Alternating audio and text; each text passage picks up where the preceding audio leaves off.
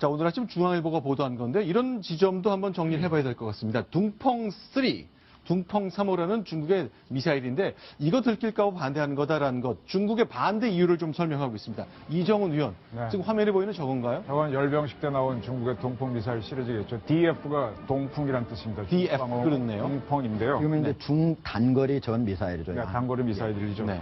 지금 중국이 핵미사일 기지가 많습니다. 제2포병 산하에 있는데 그 중에는 대한민국을 겨눈 게 있습니다. 네. 일본을 겨눈 것도 있고 여러 가지가 네. 있는데 아니 중국 우리하고 고구려하고 당나라하고 결사적으로 싸운 기록도 있고요. 수많은 네. 기록이 있는데 언제까지 우리가 중국이 우리 친구라고 믿고 있습니까? 자, 그럼 여기 하는 5군데의 미사일 부대 기지가 좀 표시가 되어 있거든요. 네. 하종대 부국장. 예. 여기가 중국이 이제 한국, 일본, 괌이란 미국 기지가 이쪽에 쭉 있기 때문에 겨냥하는 곳이라고 봐야 되겠네요. 예, 지금 현재 저기 5군데 기지는요, 사실은 한국과 일본, 즉 한반도하고 일본에서 네. 전쟁이 일어났을 때 미사일을 쏘기 위한 그런 기지들입니다. 그러니까 네. 대부분이 저기에 있는 미사일들은요, 네. 적게는 사정거리가 600km에서 길게는 약 한 2000km까지 나가는 네. 그런 정도의 그런 미사일입니다. 그런데 만약에 네. 사드가 배치되게 되면은 종말 모드로 하더라도 네. 짧게는 600km에서 길게는 900km까지 탐지가 되는 거거든요. 네. 그럴 경우에 한반도를 향한 풍화에 있는 미사일 기지 같은 경우 바로 탐지가 되는 거예요. 네. 덩샤오허 같은 경우에도 바로 탐지가 가능한 겁니다. 그러니까 네. 만약에 중국이 미국과 전쟁을 하게 되는 그런 지역은 크게 말하면 한반도, 그리고 일본, 네. 대만을 크게 세 곳으로 뽑고 있거든요. 네. 근데 그런 상황에서 네. 평소에도 탐지되는 곳이 될 수 있다고 하는 것을 크게 우려하는 거죠. 지금 저 기사를 네. 쓴 분이 이제 국방부 대변인 했던 김민석 논설위원 아닙니까? 네. 상당히 전문가인데 네. 저분이 쓴 건 탐지라는 표현을 안 썼고 네. 추적이라고 썼습니다. 네. 무슨 얘기인가 하면 미사일이 발사됐을 때 그걸 쫙 따라와서 대한민국으로 떨어지면 딱 잡는 게 사드예요. 그렇죠. 탐지 정도는 그림바인으로 다 할 수 있어요. 저건 뭐 네. 누구든지 다 하는 거고 저게 대한민국을 겨누고 올 때 그걸 맞출 수 있다는 걸 지금 우리가 드디어 가진 거거든요. 그래서 참고로 지금 중국에서 지금 동풍 시리즈를 갖고 있는데 지금 일본도 자체적으로 자기네 예산으로 사드를 도입하려고 합니다. 그래서 지금 각 나라가 지금 중국이 하도 지금 이번에 무례하게 나오니까 우리도 아까 리펑 교수가 그랬나요? 네. 그린바인 사라 그랬죠. 우리 그린바인에다 에로3 사는 거 검토해야 됩니다. 그래서 해서 중국과 북한의 어떤 미사일 위협에 대해서 우리도 철모는 쓰고 대화는 해야죠. 철모도 안 쓰고 그냥 무관계로 대화합니까? 네. 중국이 현재 그 동북아에서 일본과 중국 간의 분쟁이 벌어지거나 아니면 미국과 중국이 분쟁이 벌어지면은 저렇게 미사일로 공격할 생각을 구체적으로 이제 계획을 세우고 있다는 겁니다. 또 하나는 아까도 제가 조금 말씀드렸지만 네. 결국은 북한 체제가 붕괴되게 되면 네. 우리 군이 들어가서 북한을 장악을 하고 네. 통일을 실현해야 됩니다. 네. 그런데 중국이 북한 내부로 군대를 진격시켜가지고 북한 내부에 완충지대를 설정하고 또 탈북자가 한 300만쯤에서 네. 자기 나라로 넘어오는 걸 걱정하기 때문에 북한 내부에다 탈북자 네. 수용시설을 만들려고 그래요. 그러면 중국군이 이제 진주할 거 아닙니까? 그런데 만약에 사드가 있게 되면 저 사람들이 네. 우리 군을 위협할 수 있는 수단이 사라지게 됩니다. 그래서 네. 사실은 자기네가 진주하기 힘들어지니까 저게 길길이 뛴다고 보면 되는데 네. 다시 줄여서 얘기하자면 대한민국 통일을 방해하기, 사드 자체가 네. 한국 주도에 의한 대한민국 한반도 통일을 통일 방해가 되니까 네. 통일을 싫어하기 때문에 네. 사드 배치를 반대한다 이렇게 보면 되겠습니다. 사실은요. 네.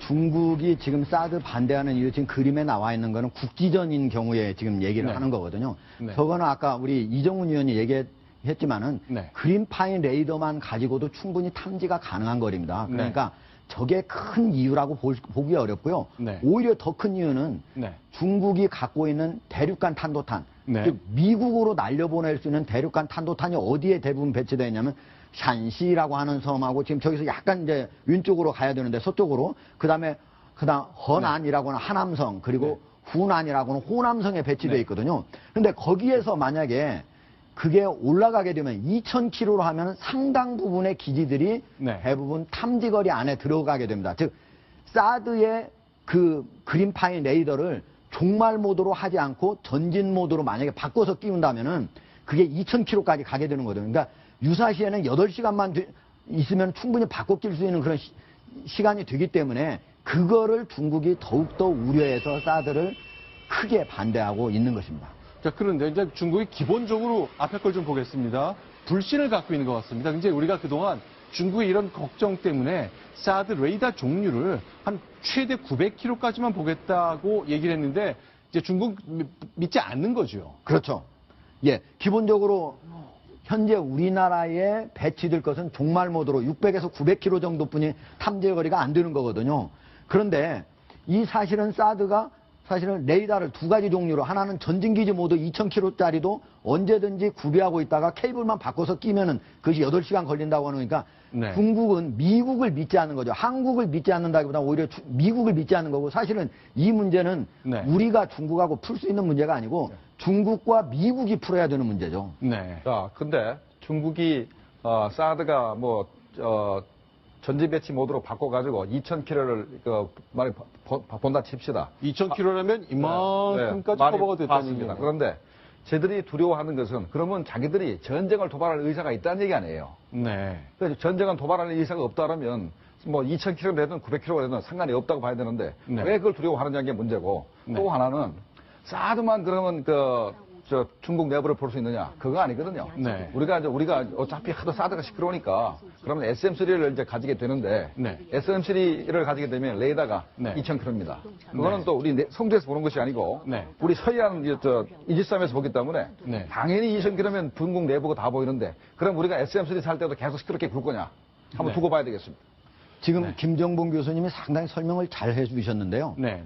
중국과 미국은 네. 근 시간 내에 크게 한판 그것이 바로 한반도가 되든 일본이 되든 대만이 되든 네. 심지어 미국과 중국이 직접 맞싸우든 전쟁을 붙을 수 있다라고 계산을 하고 있습니다. 그래서 최근에 이게 제가 가지고 나온 게 랜드 연구소라고 하는 미국의 대표적인 싱크탱크죠. 랜드 연구소에서 나온 거에 그 보고서인데요. 네. 제목이 이렇게 되어 있습니다. 네. War with China. 네. 중국과의 전쟁. 그리고 뭐라 하냐. Thinking, 생각하기. Through the unthinkable.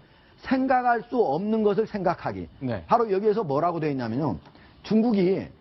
미국이 중국하고 만약에 10년 안에 전쟁이 붙는다면은 중국하고 미국이 똑같이 네. 큰 손실을 입겠지만 네. 중국의 손실이 매우 클 것이다. 네. 그러나 앞으로 10년 넘어가면은 미국도 그거를 다시 회복하기 어려울 만큼 타격을 받게 될 것이다. 즉 다시 말하면 미국은 중국하고 전쟁에 붙게 될 때는 지금이 오히려 유리한 시기지 시간이 흘러가면 상당히 어려운 시기라고 보고 있는 거고요. 네.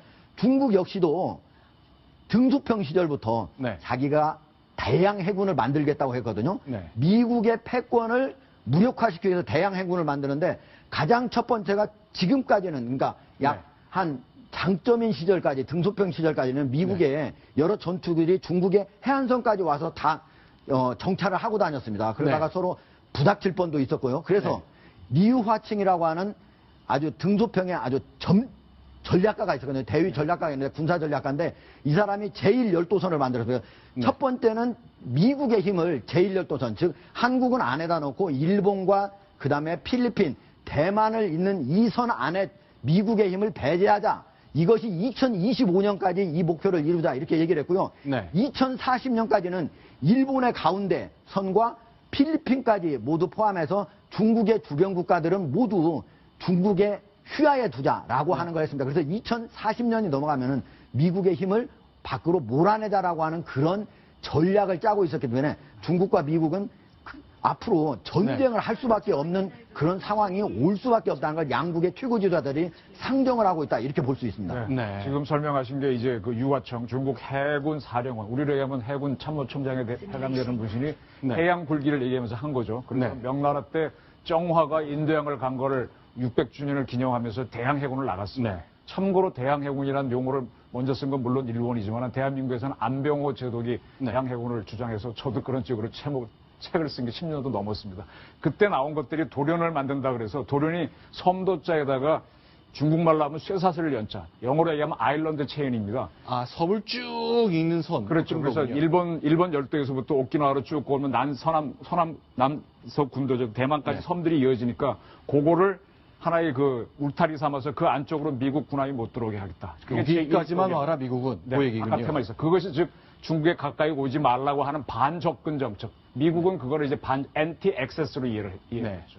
그래서 그다음에 이 지역에서는 이 안쪽 바다는 자기 마음대로 쓸 테니까 여기선 절대 들어오지 마라. 지역 거부, 에리어 디나이얼. 그래서 미국은 A2AD로 불러줍니다. 중국은 도련이라고 부르고요. 여기까지만 와라. 그러니까 이쪽에서는 그 미사일로 공격을 할 수 있는 그 장비를 많이 만들어야 될 것 같은데 네. 이런 미사일 공격에 대한 것 사드의 레이더 존재가 좀 불편할 수도 이제 있겠네요. 불편할 수도 있죠. 근데 뭐 그거는 뭐 저 지금 오키나와에 가도 충분한 기지가 있고요. 오키나와에 한번 저 가봤는데 미국 기지 대단합니다.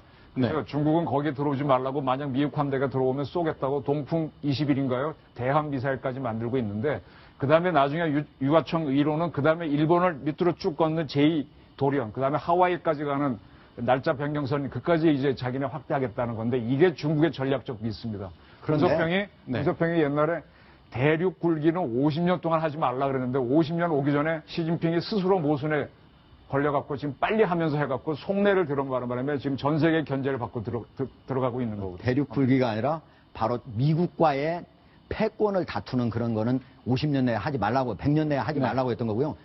중국이 이렇게 제1열도선, 제2열도선을 만들고 있지만은 미국은 이걸 완전히 무시하고 심지어 네. 중국과 대만 사이에 해협 안으로도 심지어 군함을 왔다 갔다 하도록 지금 현재 하고 있습니다. 네.